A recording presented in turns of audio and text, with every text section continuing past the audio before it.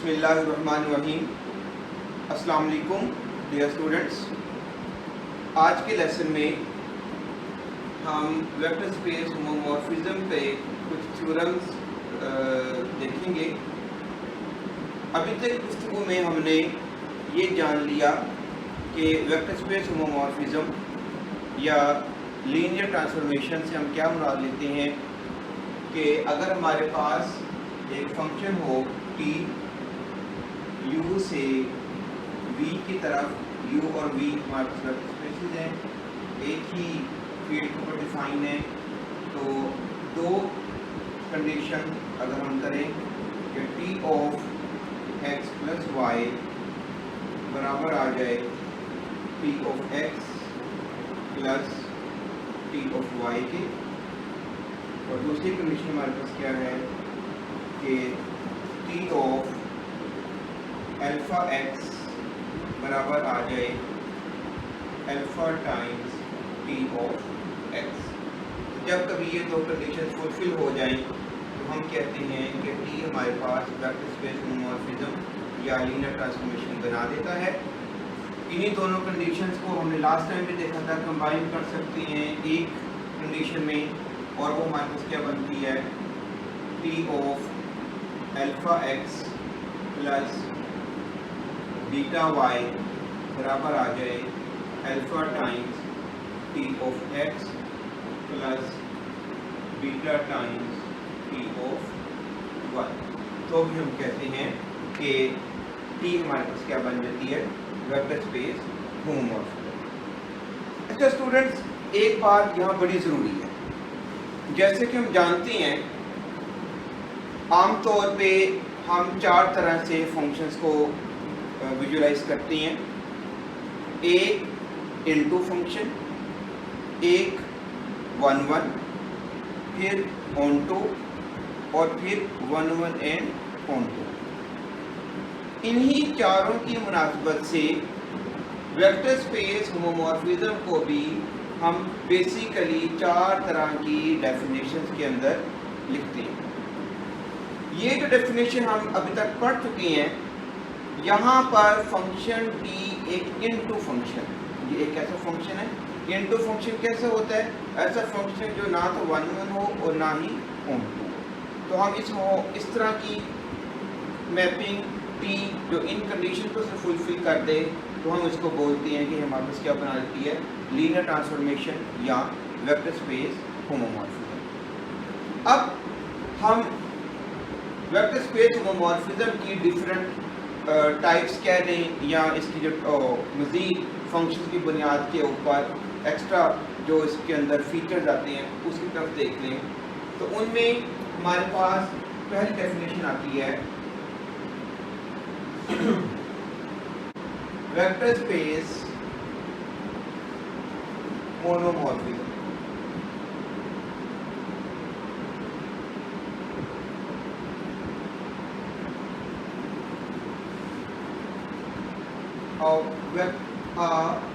Vector space homomorphism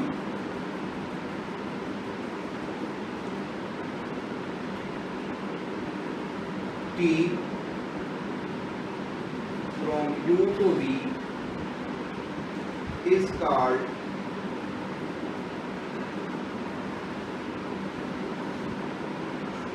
vector space मोनोमॉर्फिज्म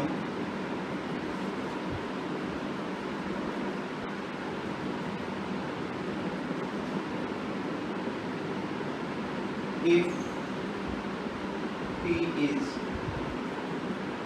injective.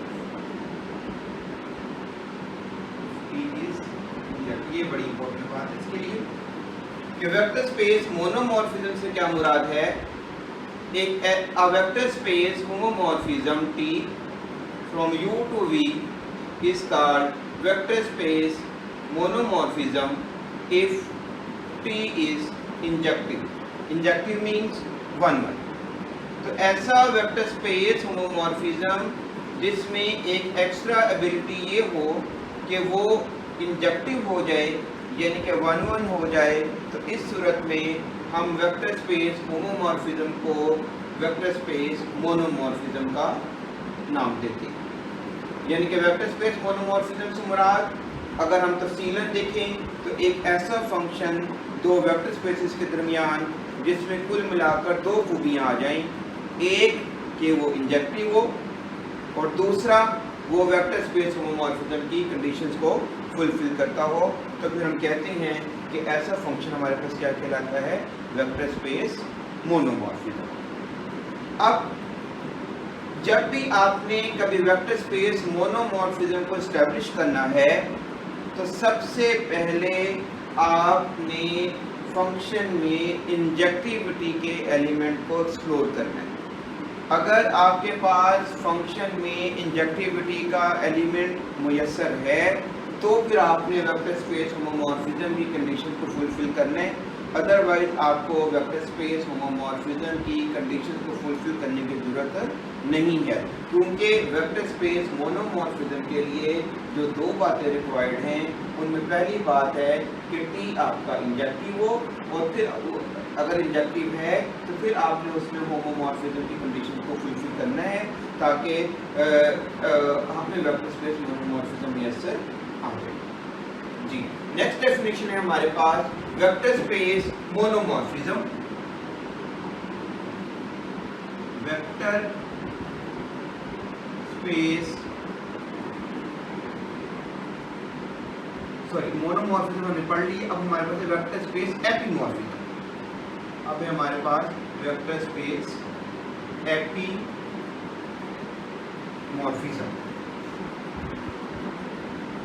Surjective, अब मैं मुख्तसर करके बात को लिख रहा हूँ, सर्जेक्टिव, ये इंपॉर्टेंट बात है इसमें, vector space homomorphism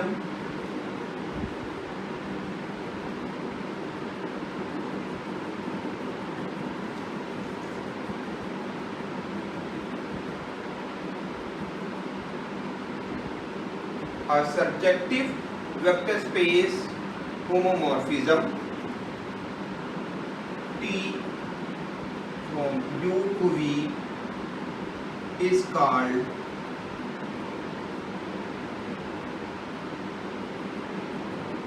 vector space epimorphism।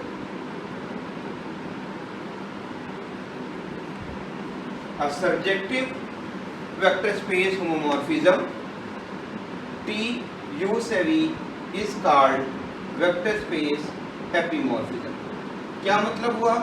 Subjective, subjective का मतलब ऑन टू, तो ऐसा मैपिंग दो वेक्टर स्पेसेस के दरमियान जिसमें हमें दो तरह की खूबियाँ मिल जाएं, एक कि ये ऑन टू हो यानी कि सब्जेक्टिव हो, और दूसरा ये वेक्टर स्पेस होमोमॉर्फिज्म की कंडीशन को फुलफिल करता हो, तो फिर हम इस सूरत में इस मैपिंग P को बोलते हैं कि हमारे पास क्या है, वेक्टर स्पेस एपीमॉर्फिज्म।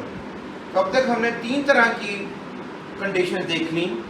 अगर फंक्शन सिर्फ इनटू हो, ना तो वो 1 1 हो और ना ही वो ऑन टू हो, यानी कि ना तो वो इंजेक्टिव हो और ना ही वो सर्जेक्टिव हो, तो उस सूरत में ऐसा फंक्शन जो सिर्फ होमोमॉर्फिज्म की कंडीशन को सेटिस्फाई कर दे, ये हमारे पास कहलाती है वेक्टर स्पेस होमोमॉर्फिज्म या लीनियर ट्रांसफॉर्मेशन। अब अगर हम ऐसा फंक्शन ले लें जो इंजेक्टिव भी हो यानी कि 1 1 भी हो और वेक्टर स्पेस होमोमॉर्फिज्म की कंडीशंस को भी फुलफिल कर दे, तो इस तरह की मैपिंग को हम बोलते हैं कि हमारे पास वेक्टर स्पेस मोनोमॉर्फिज्म।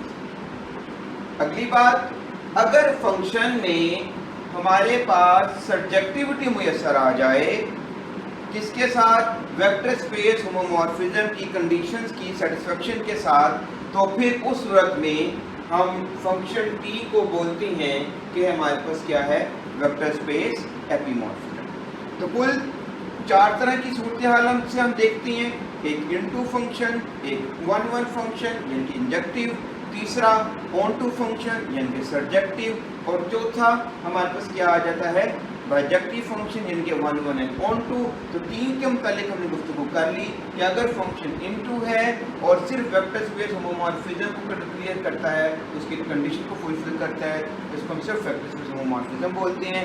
एक बात ध्यान में रखिएगा, जब भी आप कभी ये पढ़ लें कि let T be a vector space homomorphism from this vector space to that vector space, तो इसका मतलब है कि ये इनटू फंक्शन है।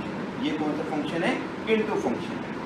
अगर आपके पास वेक्टर स्पेस मोनोमॉर्फिज्म की बात की जाएगी तो यहाँ पर फंक्शन में होमोमॉर्फिज्म के साथ साथ इंजेक्टिविटी भी मौजूद होगी, और अगर वेक्टर स्पेस मोनोमॉर्फिज्म एपिमॉर्फिज्म की बात की जाएगी तो यहाँ पर हमारे पास 2 तरह की खूबियाँ मौजूद होंगी। एक फंक्शन सब्जेक्टिव होगा यानी कि ऑन टू होगा, और दूसरा हमारे पास क्या होगा? वेक्टर स्पेस होमोमॉर्फिज्म की कंडीशन को क्या करेगा? फुलफिल करेगा। नेक्स्ट है हमारे पास vector space isomorphism.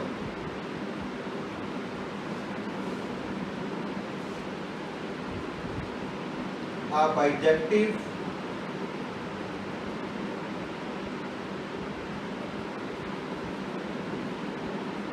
vector space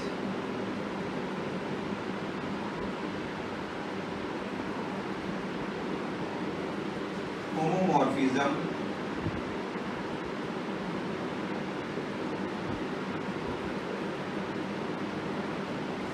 P U to V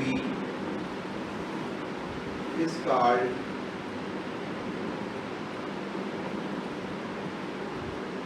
vector space isomorphism. A bijective vector space homomorphism T U से V is called vector space isomorphism. यानी कि ऐसा फंक्शन जिसमें अब बाइजेक्टिविटी आ जाए, यानी कि फंक्शन 1 1 भी हो और ऑन टू भी हो, और साथ साथ अगर वो वेक्टर स्पेस होमोमॉर्फिज्म की डेफिनेशन की कंडीशन को फुलफिल कर रहा है, तो फिर हम बोलते हैं कि एक ऐसा फंक्शन बन गया हमारे पास vector space isomorphism. In this case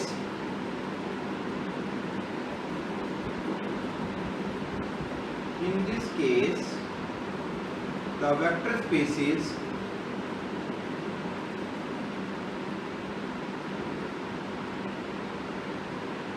U and V are called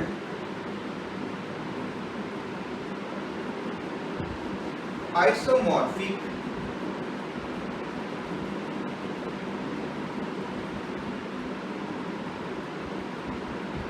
vector spaces and is denoted by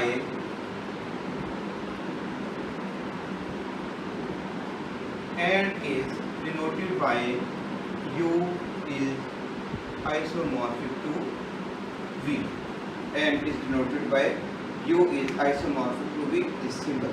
कि जब कभी हमें 2 वेक्टर स्पेसेस के दरमियान बाइजेक्टिव वेक्टर स्पेस होमोमॉर्फिज्म मुयस्सर आ जाए, तो फिर हम कहते हैं कि जो वेक्टर स्पेसेस हैं U एंड V ये क्या कहलाती हैं? हमारे पास वेक्टर स्पेस आइसोमॉर्फिक कहलाती हैं, यानी कि आइसोमॉर्फिक वेक्टर स्पेस कहलाती हैं, और इसको हम डिनोट किससे करते हैं? By this particular symbol. तो ये थी एक छोटी सी हमारे पास ब्रीफ सी detail about types of vector space homomorphism.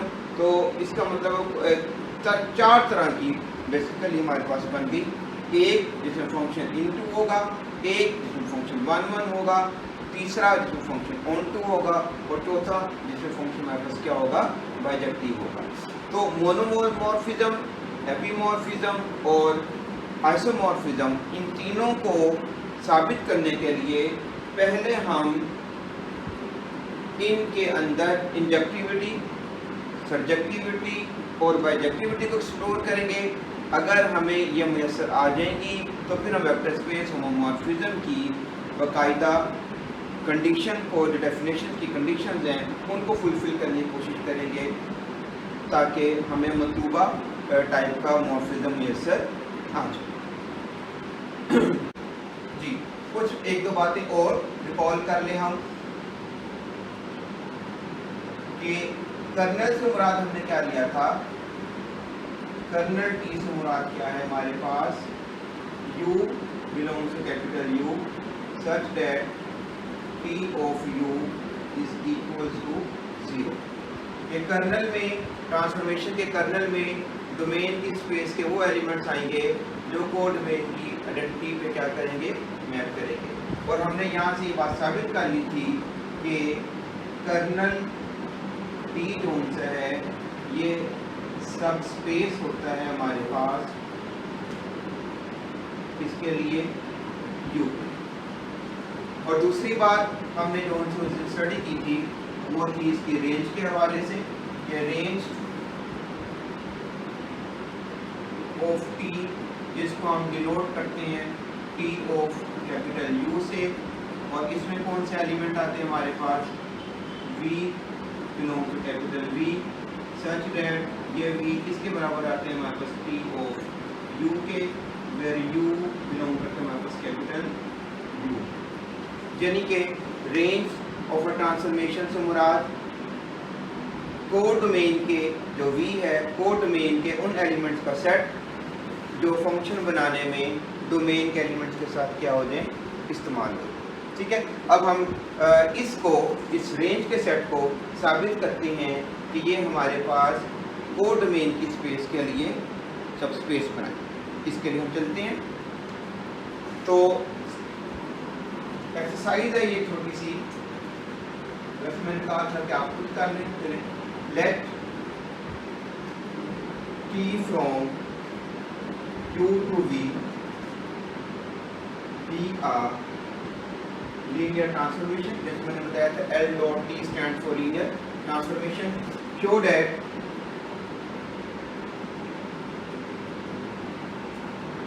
T of U is a subspace of V। Important बात है, आपने show that T of U, यहाँ पर आपने V नहीं लिख देना, ये डोमेन है T of U, image of U। T of U is a subspace of V, और V हमारे पास क्या है, कोड डोमेन। सॉल्यूशन हम जानते हैं, सबस्पेस साबित करने के लिए हम सबस्पेस क्राइटेरिया अप्लाई करेंगे। और सबस्पेस क्राइटेरिया हमारे पास क्या होता है कि अगर हमारे पास दो एलिमेंट्स हों, if W1 W2 belongs to W और alpha beta belongs to F, तो हम क्या साबित करते हैं कि alpha W1 plus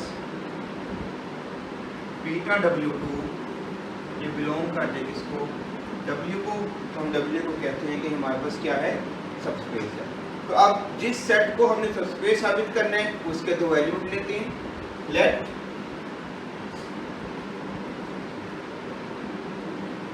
V1 V2 belongs to T of U।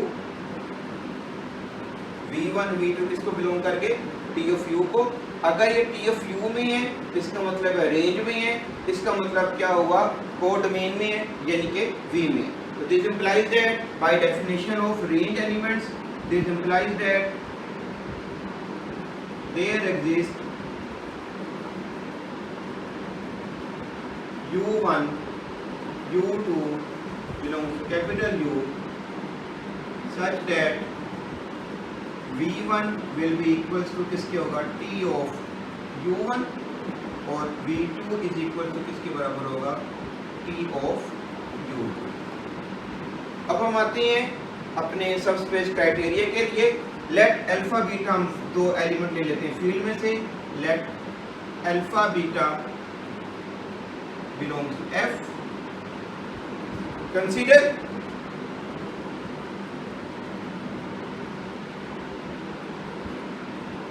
alpha V1 plus beta V2 is equals to, इनकी वैल्यूज पुट करें, alpha times T of u1 plus beta times T of u2। करते हैं linear transformation की second condition को use करते हैं, तो ये क्या बन जाएगा, T of alpha u1 plus T of beta u2। ये हमने लीनियर ट्रांसफॉर्मेशन की सेकंड कंडीशन को इस्तेमाल किया है, जो कि स्केलर मल्टीप्लिकेशन से रिलेटेड है, क्योंकि टी हमें बताया गया है ये लीनियर ट्रांसफॉर्मेशन है। अगर टी लीनियर ट्रांसफॉर्मेशन है तो लीनियर ट्रांसफॉर्मेशन की प्रॉपर्टीज को क्या करता होगा, फुलफिल करता होगा। अब यहाँ पर हम इस्तेमाल करेंगे लीनियर ट्रांसफॉर्मेशन की प्रॉपर्टी नंबर 1। तो दिस इंप्लाइज दैट, पूरी बात हम लिख देते हैं, alpha v1 plus beta v2 is equals to T of alpha u1 plus beta u2 by the first property of definition of linear transformation. तो इसका मतलब क्या हुआ कि ये जो उनका पोर्शन है ये हमारा किसको बिलोंग कर गया, रेंज में चला गया, यानी कि बिलोंग कर गया किसको, टी ऑफ u को, इसको बिलोंग कर गया टी ऑफ u को। तो कुल मिलाकर हमने क्या बात कर दी थी, this implies that alpha v1 plus beta v2 belongs to T of u, which means that T of u satisfies the subspace criteria, and hence what we say that thus T of u is a subspace of V. T of u is a subspace of V. तो इस तरह से हमने साबित कर दिया कि जो range of a linear transformation है ये भी क्या बना रही है, हमारे पास सबस्पेस बना रही है। लेकिन किसके लिए बना रही है, कोडोमेन के वेक्टर स्पेस के लिए बना रही है, जो कि हमारे पास क्या है, V। तो कुल मिलाकर जो समरी से बनी इस गुफ्तगू की कि जब भी ट्रांसफॉर्मेशन की गुफ्तगू होगी तो हमें दो तरह के अजाफी इंफॉर्मेशन मैसर आएगी हमेशा से, हमेशा के लिए।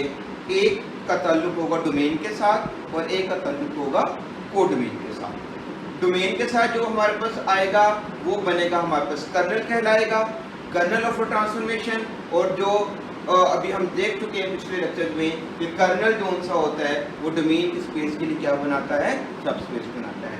और दूसरी जो अजाफी इंफॉर्मेशन मिलती है वो हमें मिलती है कोडोमेन के हवाले से, कि कोडोमेन के हवाले से क्या, कि जो रेंज का सेट होता है, यानी कि जो ट्रांसफॉर्मेशन की रेंज होती है जिसको हम टी ऑफ यू से डिनोट करते हैं, ये भी एक क्या बनाती है, सबस्पेस बनाती है। लेकिन किसके लिए बनाती है, कोडोमेन की स्पेस के लिए बनाती है, जिसको हम यहाँ किससे लिख रहे हैं, कैपिटल V से लिख रहे हैं। तो इन दोनों बातों को हमने बगौर अपने लिए महफूज करके रखना है, क्योंकि बेशतर मुकामात पे हम अपने रिजल्ट्स के लिए इन दोनों जो सबस्पेसेस हैं, कर्नल की और रेंज की, इन दोनों को हम जो उनका वो क्या करेंगे, इस्तेमाल करेंगे।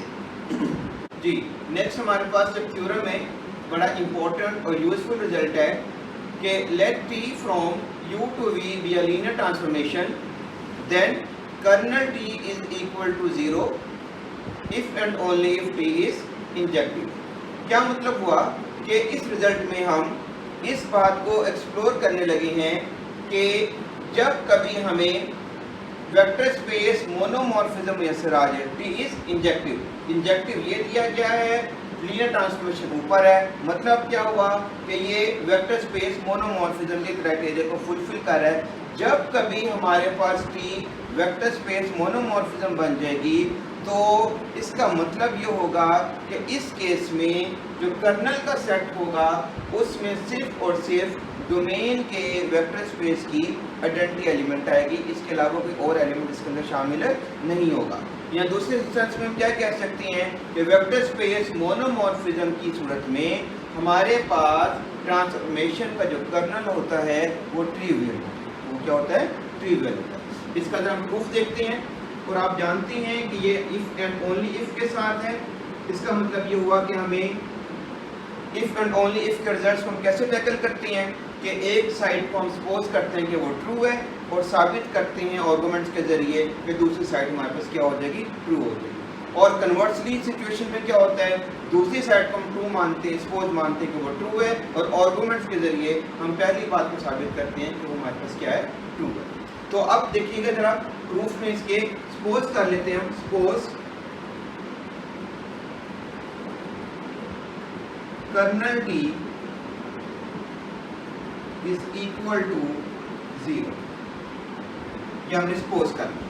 टारगेट लिखते हैं, we are to show that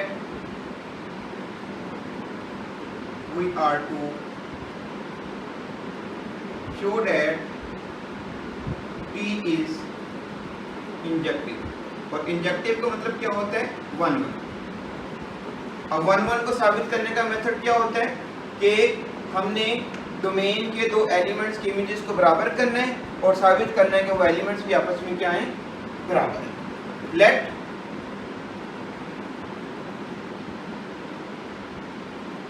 x1 x2 belongs to U। हमने डोमेन के वेक्टर स्पेस से दो एलिमेंट ले लिए x1 x2। कंसीडर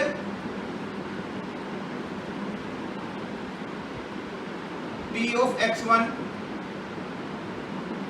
बराबर है T of x2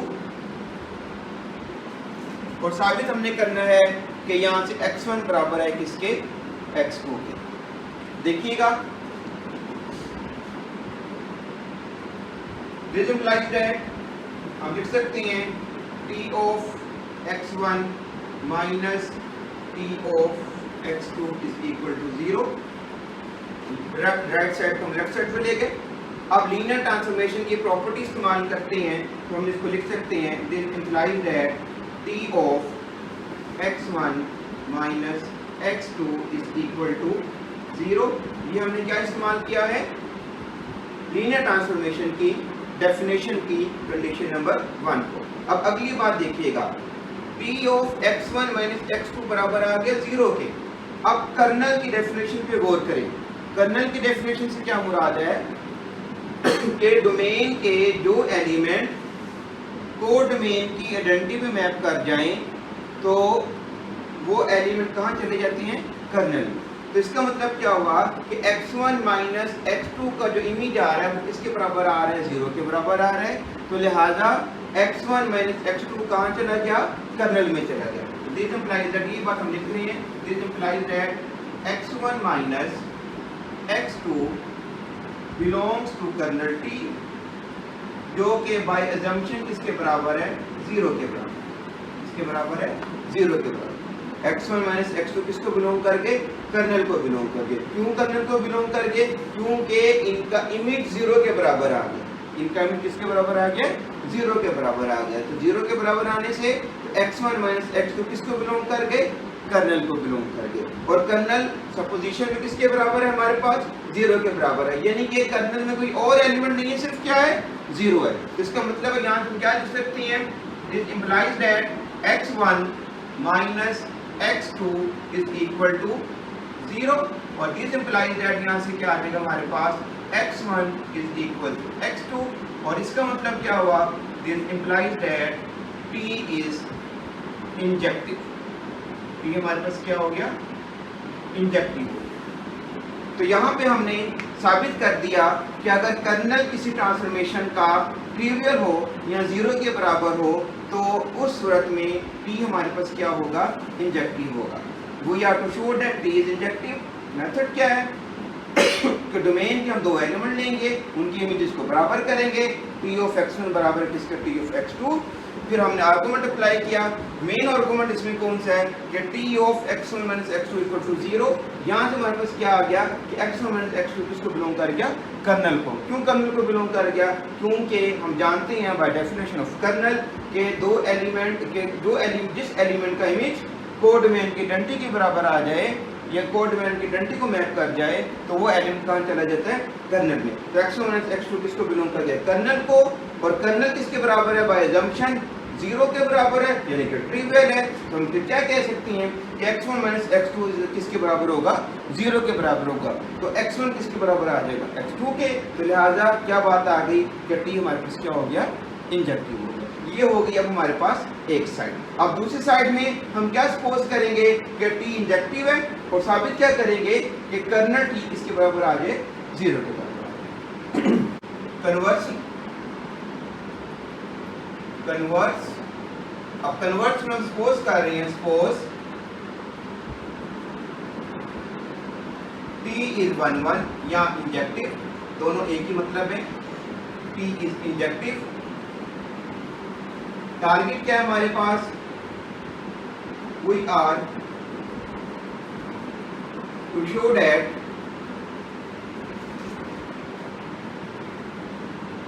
colonel t is equals to 0। Kernel t किसके बराबर है, 0 के बराबर। अच्छा, हम यहां पर क्या करते हैं, let x belongs to kernel t। हमने क्या किया, कर्नल में से हमने कहा कि जनाब x किसको बिलोंग कर गया, कर्नल को। इसका मतलब ये हुआ कि हम आर्गुमेंट्स के जरिए ये बात साबित करेंगे कि x दरअसल 0 के बराबर है। किसके बराबर है, 0 के बराबर। अगर x 0 के बराबर आ गया तो इसका मतलब है कर्नल t में 0 के अलावा कोई और एलिमेंट मौजूद नहीं।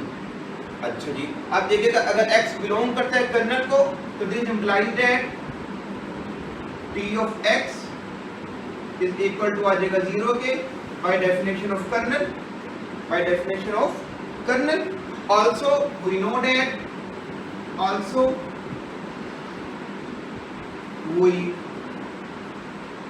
that कि under linear transformation t of 0 is equal to हमारे पास क्या होता है, 0 के बराबर होते हैं। t ऑफ 0 किसके बराबर होते हैं, 0 के। तो इन दोनों बातों को इक्वेट करें तो हमारे पास क्या आ जाएगा, this implies that t of x is equals to t of 0, t of x is equals to t of 0। और चूंकि t 1 1 है, चूंकि t क्या है, 1 1 यानी कि इंजेक्टिव है। अब यहाँ पर हम assumption यूज करने लगे, as t is injective, as t is injective, t अगर इंजेक्टिव है इसका मतलब क्या है कि डिस्टिंक्ट एलिमेंट्स के इमेजेस भी क्या होंगे, डिस्टिंक्ट होंगे। तो t ऑफ x बराबर t ऑफ 0, यहाँ से हमारे पास क्या बात फॉलो हो जाएगी, this implies that x is equal to 0। और इसका मतलब क्या हुआ कि कर्नल t में सवाए 0 के हमारे पास कोई और एलिमेंट मौजूद नहीं। कर्नल t में हमारे पास कोई और एलिमेंट मौजूद नहीं होगा। तो देखिएगा कैसे शुरू कर रहे हैं, हमने सपोज कर लिया कि t इंजेक्टिव है यानी कि t क्या है, 1 1। टारगेट हमारा क्या है कि कर्नल t को हमने साबित करना है कि वो ट्रिवियल आ जाए यानी कि 0 आ जाए। मेथड क्या या अप्रोच का इस्तेमाल कर रहे हैं, हमने कहा कि फर्ज कर लेते हैं कि x बिलोंग करता है कर्नल को। इसका मतलब ये हुआ कि आर्गुमेंट्स के जरिए हम ये साबित करेंगे कि x दरअसल 0 आना चाहिए। अच्छा जी, x अगर कर्नल को बिलोंग करता है तो by definition of kernel t of x किसके बराबर आ जाएगा, 0 के। ऑल्सो हम क्या जानते हैं, क्योंकि t ट्रांसफॉर्मेशन है तो ट्रांसफॉर्मेशन के तहत t ऑफ 0 यानी कि 0 का इमेज कौन आता है, 0 हो जाता है। इन दोनों बातों को इक्वेट करेंगे तो क्या आ जाएगा, t ऑफ x बराबर किसके आ जाएगा, t ऑफ 0। और क्योंकि t इंजेक्टिव है, assumption में गिवन है t क्या है, इंजेक्टिव है यानी कि 1 1 है, मतलब डिस्टिंक्ट एलिमेंट्स के इमेजेस क्या होंगे, डिस्टिंक्ट होंगे। इसका मतलब क्या होगा, x इसके बराबर आ जाएगा 0 के। और ये क्या बता रहा है हमें कि कर्नल t किसके बराबर आ जाएगा, 0 के बराबर आ जाएगा। तो लिहाजा यही हमें रिक्वायर्ड था।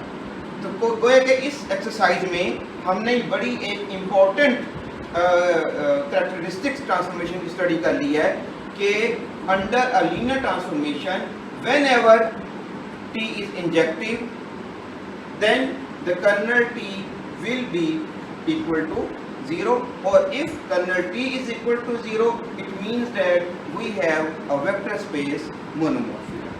तो इसको आप ध्यान से देखिएगा, इसको ट्राई कीजिएगा। और नेक्स्ट लेक्चर में इंशाल्लाह ताला हम जो सा है fundamental theorem of vector space homomorphism को स्टडी करने की कोशिश करेंगे।